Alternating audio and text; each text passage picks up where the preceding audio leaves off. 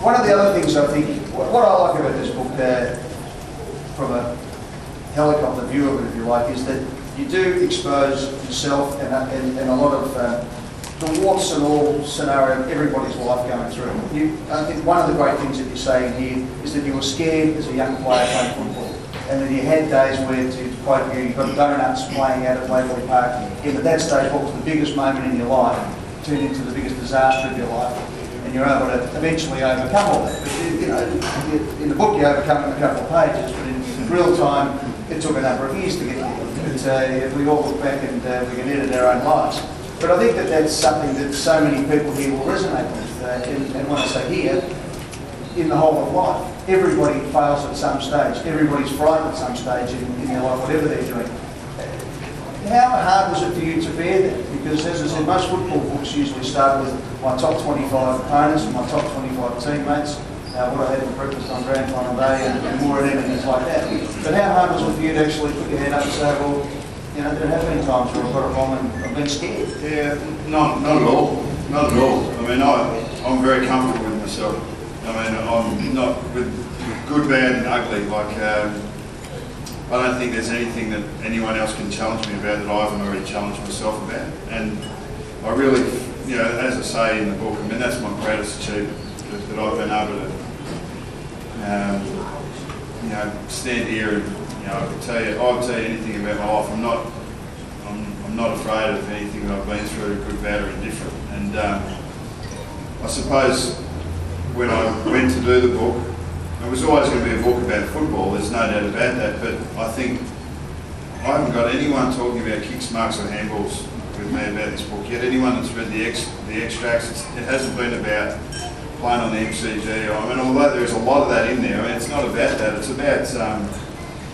about my journey through the game, and as I said, the development through it. And I'm wrapped. I mean, I resisted doing a best Collingwood team ever and a best AFL team ever, and I'm glad I did, because I didn't want it to be like that. I mean, I could easily make it like that, and I mean, I could do one and I wouldn't have any problems doing it, but I didn't want it to take away from the real reason, or from the reason that I hope the book is seen for, and that is that it's, hopefully people read it and say, well, you know, there's times when I'm flat, and there's times when I think that I'm lost, and there's times when I think that I'm no good, and that I can't get what I want. But as we were talking about the old man, I'd given up on myself plenty of times as a footballer, plenty of times. And if it wasn't for him, he didn't give up on me, and I was lucky for it. And then I picked up the ball and ran with it. And I suppose everyone's got a father, and a father, every male's got a father or a son, and you could even equate it to mother-daughter relationships, etc. I mean, it's all just life. So I'm happy to tell my story, warts and all, and hope people enjoy and get something from it. And the other part of that is it's good that it is a biography and you talk like that, because one day you should write a book. I'll give you a suggestion now. You know, Nathan Buckley, Pure Football, because I think there is an opportunity to actually do a book on football, and it can have all those elements to why you think play is good, but we haven't wasted valuable page space on the cliche, which is fantastic. We're all here as Collingwood people. I've got to ask you a question that is broached in here, and that is, what did the club end up meaning to you? Because people come to a club for a lot of reasons. Most footballers leave disappointed, as we've seen just in recent times with even Scotty West, who hopefully will get over his disappointment quickly and become a great Bulldogs person. You know, he was very close to coming here about 5 or 6 years ago and stayed and ended up being a one-team player. This is exclusive for anyone that's here. But very, very close. Kicking himself a lot for not coming, but probably better now that he finished off a one-team player. But in your case, was there an evolution in your part in this club? Because it was hard when you came in. Yeah, look, if any one of you guys had come to me in 94, 95 and asked for an autograph, I might have been snarly. Wouldn't want to give it, wouldn't want to acknowledge the fact that I was more than just a footballer. You know?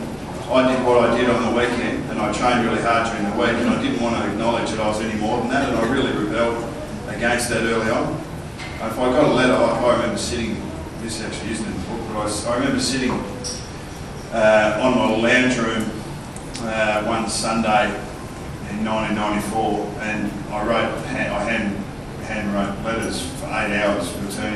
orders that I got that had been sent to the club. So I was fine with that, but I suppose when I was in my private space, out and about, I actually, rebelled against having to be anything else than just just go and enjoy my time. And I look back at that and I think it's just a very close perspective, especially when you're representing the Collingwood Football Club, because it's much more than just being a footballer. It's much more than just being someone who runs out in black and white stripes. And I suppose all I was doing then was representing myself. It really was all about me, so I didn't really care about much else. And in my career here, there's no doubt I grew.